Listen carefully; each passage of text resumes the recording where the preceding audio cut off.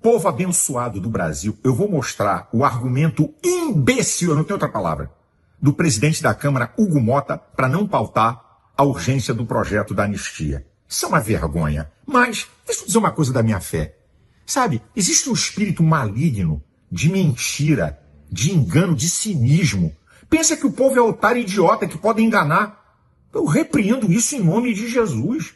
Senhores, acabou a falta de memória do povo. Hoje tem redes sociais e nós vamos lembrar nas eleições do ano que vem. Então, vamos ao argumento imbecil do presidente da Câmara, Hugo Mota. Olha, não adianta a gente aprovar aqui um projeto de anistia que não esteja de acordo com o que o STF quer, senão eles vão dizer que é inconstitucional. Como é que é? Quer dizer que o Congresso Nacional virou capacho do STF? Vocês não têm poder de fazer projeto de lei, tem que pedir autorização a eles? Vamos à Constituição? O que diz o artigo 48? Atribuições do Congresso Nacional. Aí nós temos o inciso 8. É uma atribuição exclusiva do Congresso Nacional. É apenas uma frase. Atribuição exclusiva do Congresso Nacional. Concessão da anistia. Acabou. Não diz como, não diz forma, para quem. Concessão da anistia. E o que é anistia? É o perdão concedido pelo Estado a pessoas que cometeram crimes, extinguindo a punibilidade. Agora, como essa esquerda é vagabunda e sem caráter, eles lutaram pela última anistia que nós tivemos em 1979. Anistia ampla, geral e restrita, que compreendeu o período de 1961 até 1979 para crimes políticos. Sabe quem foi anistiado? Guerrilheiros assassinos, sequestradores de embaixador. Vai escutando aqui, assaltantes de bancos. Gente que queria dar golpe e instalar o comunismo no Brasil. Aí, ó, concessão dada a Zé Dirceu, a Dilma, a Brizola, Gabeira e vai por aí afora. Então, veja como é que é a esquerda. Para essa cambada de gente que roubou banco, assassino e queria dar golpe, anistia agora? Não. Para inocentes não. E qual é o outro problema? É que eles querem ganhar de Bolsonaro no tapetão, porque no voto estão ferrados. Então, nem pensar em anistia. Seu Hugo Mota, não faz isso não. É competência do Congresso e vocês não devem satisfação ao STF. É uma vergonha. É uma afronta ao parlamento. Os senhores líderes partidários, o senhor Hugo Mota, estão desrespeitando a vontade da maioria dos deputados. Isso é uma vergonha. E outra, como discutir um projeto que não foi pautado? Quando se pauta, vai ter um relator para se discutir o projeto. Que conversa fiada é essa, Hugo Mota? Ou você tem medo de Alexandre de Moraes? Ou o que ele pode fazer a você e a sua família? Esse é o jogo? Vamos falar a verdade. Nós vamos, repito, lembrar nas eleições toda essa farsa, essa safadeza para impedir a aprovação de um projeto de anistia, dessa farsa vergonhosa de pseudo-golpe que não passa de pura perseguição política. Até onde vamos com isso? Isso é uma vergonha, gente. Isso é uma afronta ao povo brasileiro e à Constituição. Anistia, repito, competência exclusiva do Congresso Nacional e não deve satisfação à STF. Ah, meu Deus, então quer fechar o Congresso Nacional? O STF agora vai fazer leis? Faça isso não, Hugo Mota. Chega! Chega! Você vai ser cobrado duramente e os deputados. Deus tenha misericórdia do Brasil. Deus abençoe você e sua família.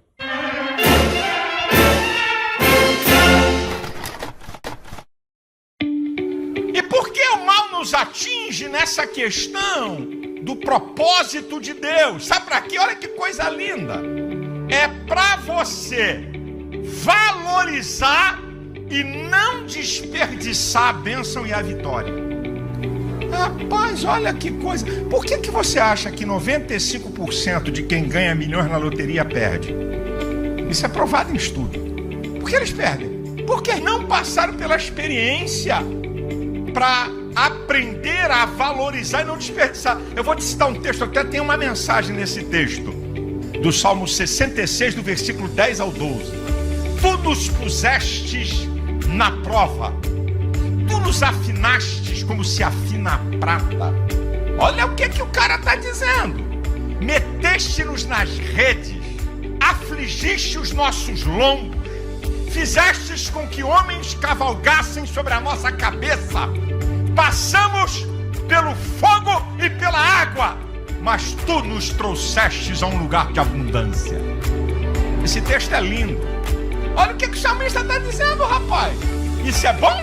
Sabe como é que se afina a prata? Debaixo de fogo de alta temperatura. Nos colocastes na rede, preso. Afligistes o nosso lombo, pressão em cima. Os homens cavalgassem sobre a nossa cabeça, humilhado, derrotado. Passastes pela água e fogo, significa tribulação máxima. Para quê?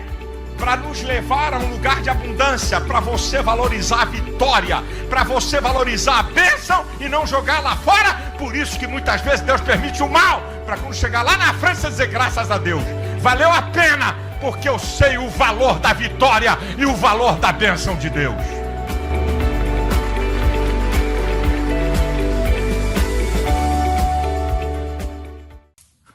Povo abençoado do Brasil, as trapalhadas do ditador Alexandre de Moraes nessa sexta-feira 13.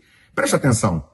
Pela manhã ele manda prender, imediatamente manda soltar o coronel Cid, que ele então tem que prestar depoimento à Polícia Federal. Também de manhã prende o ex-ministro de Bolsonaro, meu amigo Gilson Machado, e no final do dia manda soltar Gilson Machado.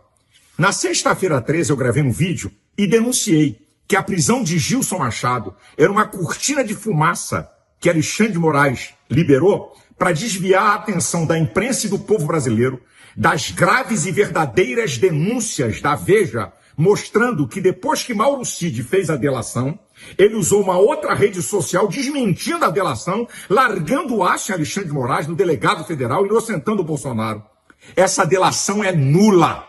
E outra, esse inquérito é nulo porque ele está sustentado na fragilidade vergonhosa da delação do coronel Mauro Cid. A minha pergunta é o seguinte: até quando o Supremo Tribunal Federal vai bancar o ditador Alexandre de Moraes?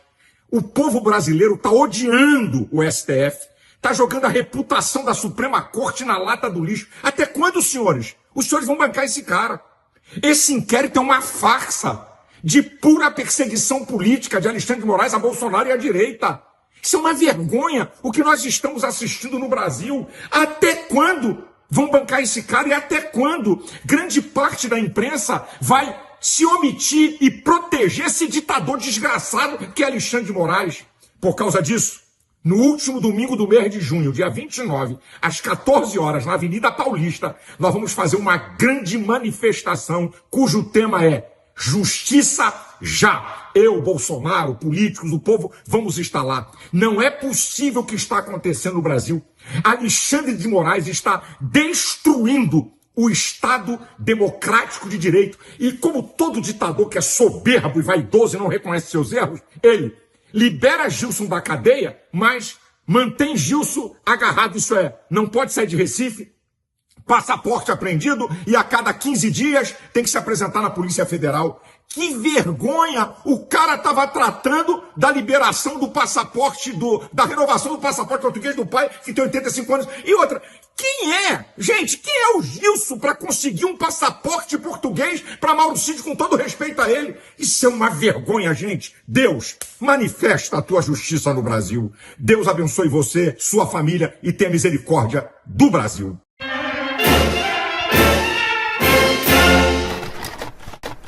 Faia, sobre a manifestação, ou melhor, a passeata a favor da anistia humanitária, a caminhada, marcada para o dia 7 de maio. O senhor é um dos coordenadores, né, da caminhada. Como é que estão os preparativos, né, para esse evento? O senhor espera ter uma estimativa de quantas pessoas devem caminhar juntas por essa causa? Meu amigo, deixa eu dizer uma coisa para você. Todas as manifestações que eu sou responsável, desde o momento que eu passei a ser responsável, eu nunca disse nenhuma previsão. Eu não gosto desse negócio, porque as pessoas são livres. Como é que eu vou prever alguma coisa? Quem tem onisciência é Deus, e não eu.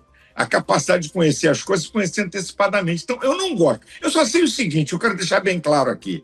É muito diferente uma manifestação que você tem que ter 30 a 40 dias para preparar, para ter uma multidão, pelo menos 50 a 100 mil pessoas, no mínimo, certo? Aí é uma manifestação de uma coisa produzida de maneira urgente, tá certo? Com uma semana em dia de trabalho. É muito diferente isso. Então, por isso que nós optamos por fazer uma caminhada.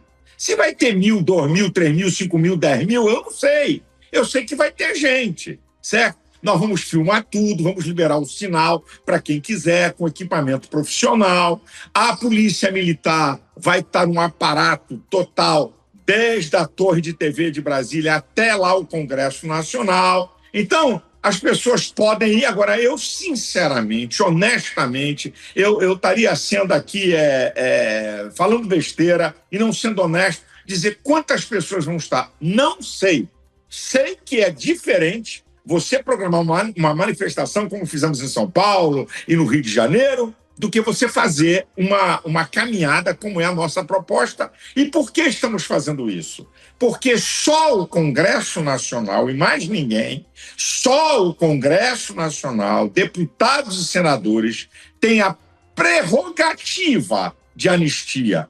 Artigo 48 da Constituição, inciso 8. E estamos vendo uma tentativa de intromissão do STF que quer dar uma meia-sola para tentar salvar sua honra desses absurdos dessas condenações. Então, o que eles querem? Não, vamos fazer uma lei para diminuir pena, libera alguns, outros vão para casa com tornozeleira e condena outros para justificar a farsa do pseudo-golpe. Por isso que é importante agora, na quarta-feira, 4 da tarde, e deixa eu dizer uma coisa, vai ser feito em dia claro, então vai de 4 às 5:30 da tarde. Você não pode chegar a 4, chega a 4:30, chega a 5, que você encontra no meio do caminho essa caminhada, essa é a nossa intenção, pela anistia, por essa covardia. Eu tenho dito, a esquerda cansou de fazer pior em Brasília, de quebrar Brasília, incluindo policiais e manifestantes feridos, 2006, 2014, 2017.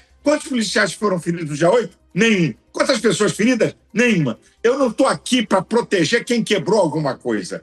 Quem quebrou alguma coisa, meu amigo, é primeira instância. Dano ao patrimônio público, no máximo 1 ano e meio de cadeia. Golpe, farsa, conversa fiada de pura perseguição política. O senhor defende uma anistia ampla e restrita, não só para os condenados pelos atos do dia 8 de janeiro, mas também a cúpula política e militar que eventualmente possa vir a ser condenada num futuro próximo pelo STF? Se é uma farsa, então não tem culpado. Deixa eu lembrar uma coisa. Em 2023, de Portugal, o eminente ministro decano do Supremo Tribunal, Gilmar Mendes, declarou: não é golpe, não tem quem comandou. Isso aí é uma manifestação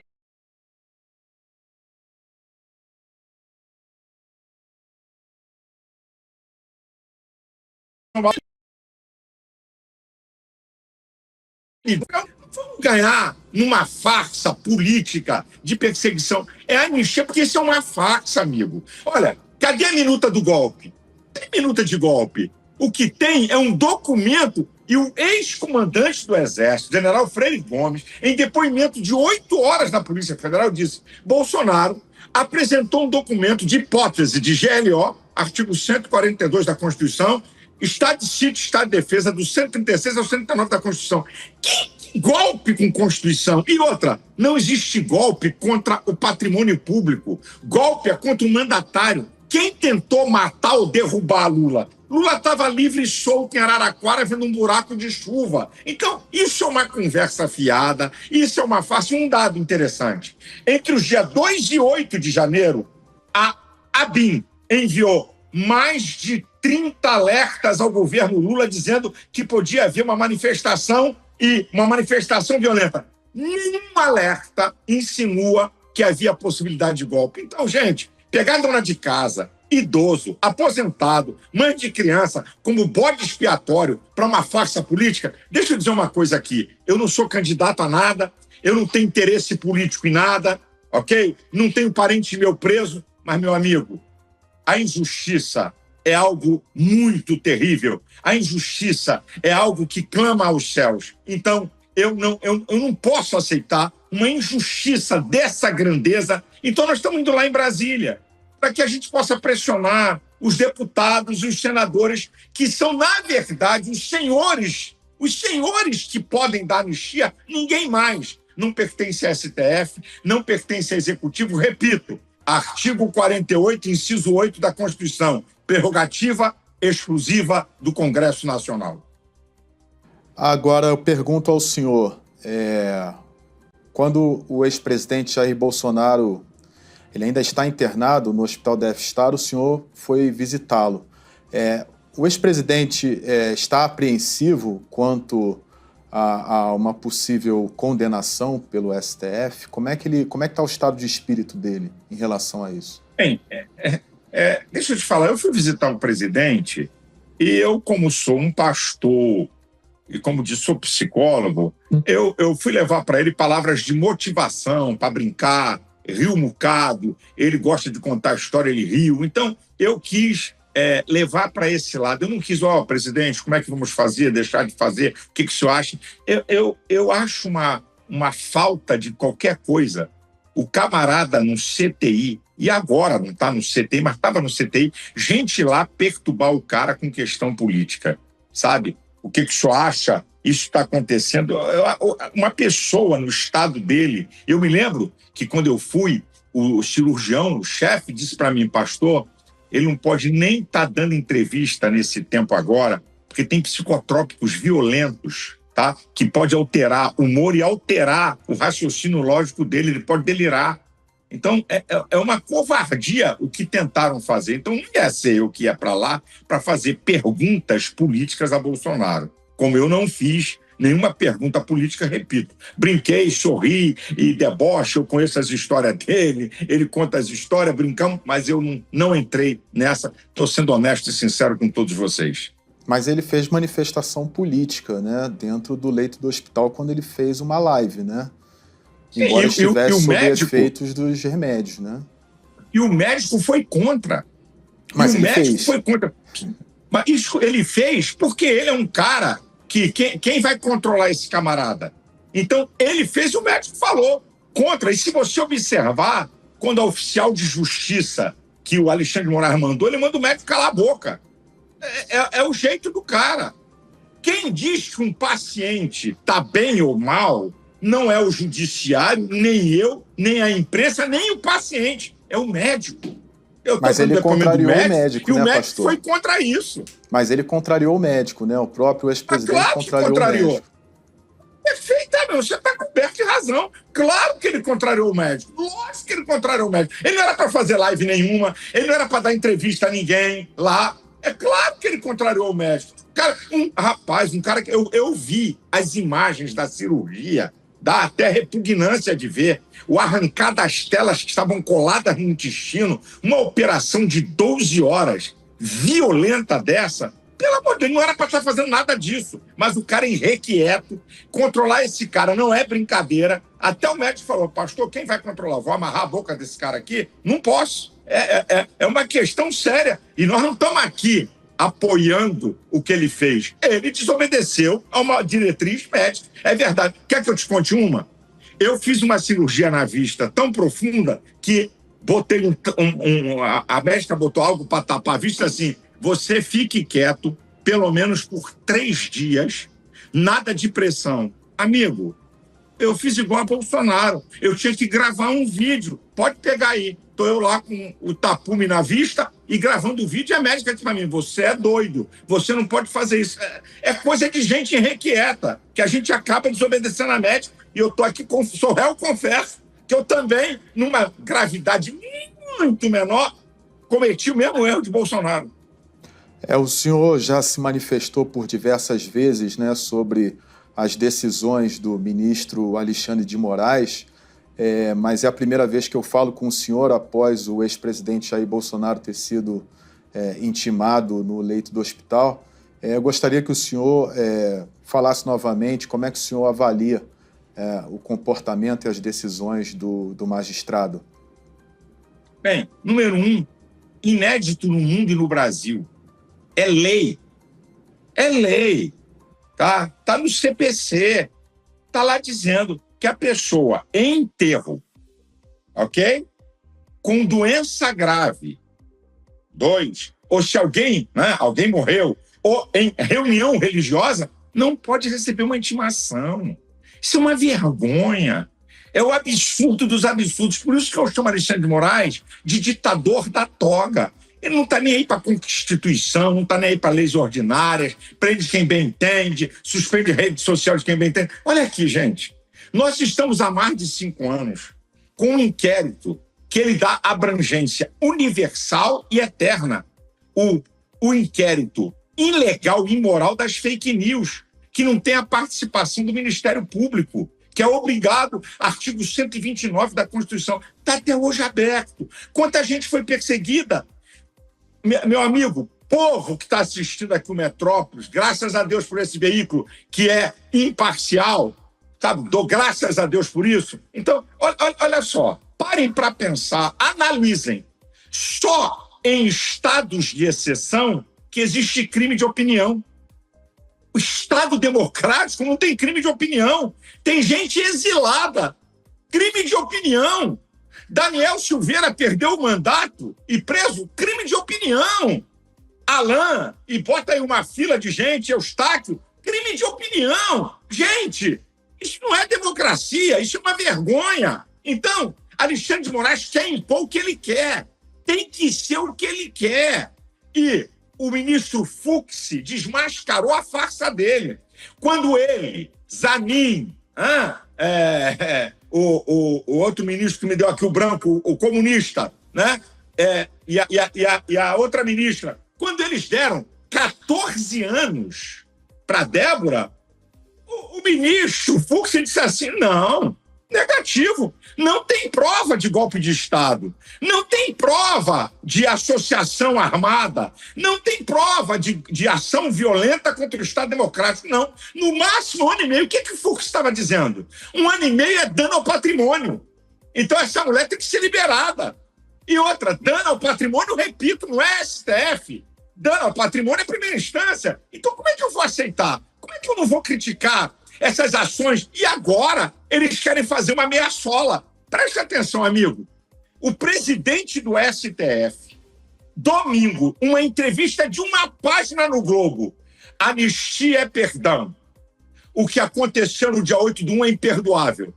3 dias depois, ele concorda e dá sinal verde para Alcolumbre e senadores fazerem uma lei para amenizar. Então isso é uma farsa. Desculpa a expressão, batom na cueca. O próprio STF não considera que houve uma tentativa de golpe de Estado.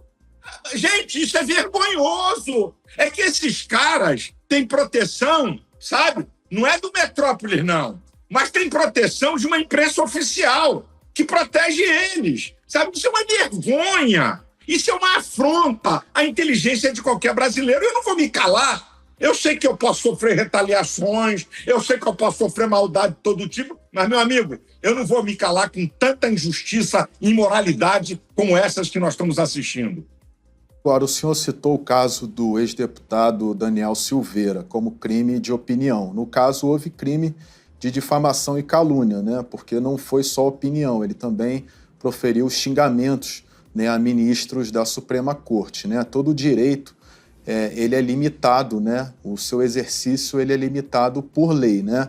Existe sim a prerrogativa da liberdade de expressão, mas há limite do que se pode falar, né? A gente tem que responder por aquilo que a gente fala. O senhor já fez afirmações muito duras a respeito do ministro Alexandre de Moraes. O senhor não tem medo de retaliação ou de alguma ação judicial do ministro contra o senhor? Deixa eu te explicar. Não há limite para o que se fala. O que há é o seguinte: o que eu falar, eu posso responder por calúnia, injúria e difamação. Mas ninguém pode dizer para mim o limite da minha fala. Artigo 5º, inciso 4, é livre a manifestação do pensamento. Agora, se o meu pensamento injuriar, caluniar e difamar, já tem lei no Código Penal, meu amigo. Então, jamais Daniel Silveira podia perder o mandato e ser preso. Sabe por quê? Porque crime que está baseado em difamação, calúnia e injúria não vai para a cadeia. É pena alternativa. Ninguém vai para a cadeia ou paga com grana por calúnia, injúria e difamação. Ninguém vai para a cadeia por causa disso. É só você ver, isso é o que eu estou falando, qualquer advogado sabe, qualquer jurista sabe. Então, é mais uma prova de que você não pode falar. Não, eu posso falar o que quero. Agora, eu sou responsável. Se eu cometer excessos, tem já previsto no Código Penal calúnia, injúria e difamação. E até hoje, eu não cometi nenhuma dessas. Quando eu chamo o ministro de desgraçado, é porque ele perdeu a graça. Então, eu não estou cometendo nenhuma calúnia, injúria ou difamação. E quando eu digo que ele é um criminoso, eu mostro os artigos da Constituição que ele rasgou. Ele foi feito para zelar. A autoridade máxima para zelar pela Constituição são os ministros do Supremo Tribunal Federal. Quando eles rasgam a Constituição, o que é isso? É crime. E eu posso, rasgou o artigo 53, 102, artigo 5º, inciso 4, inciso 16º, inciso 55, rasgou artigo 220, parágrafo 2º, onde não tem censura, e vai por aí afora. Então, eu não posso chegar e dizer assim, ministro tal é criminoso. Hein? Tenho que provar. Como é que eu provo?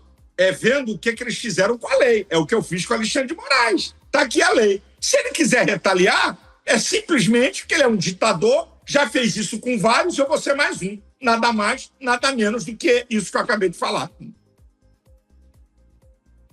Silas Malafaia, o senhor disse que não tem pretensões políticas no ponto de vista eleitoral, né, de concorrer a cargos eletivos. Eu faço aqui a pergunta, reforço, embora o senhor já tenha afirmado, o ex-presidente Jair Bolsonaro, no momento, está inelegível por uma decisão do Tribunal Superior Eleitoral. O senhor não cogita se candidatar à presidência da República em 2026? Quem sou eu, amigo? Eu digo para você que tem aí, olha, Michele, a mulher do Bolsonaro, ela está, segundo as pesquisas, empatada com Lula e ela reúne mulheres, evangélicos e bolsonaristas. É uma força. Tem Ratinho, tem Tarcísio, tem Caiado, tem Zema, certo? Eu fui feito para influenciar. Eu não tenho nenhuma pretensão disso, amigo. Não tenho. Influenciar eu quero. Falar e me posicionar, sim, isso eu vou continuar fazendo. Agora, eu não tenho pretensão política de nada nenhuma, de nenhum cargo. Pode ter certeza.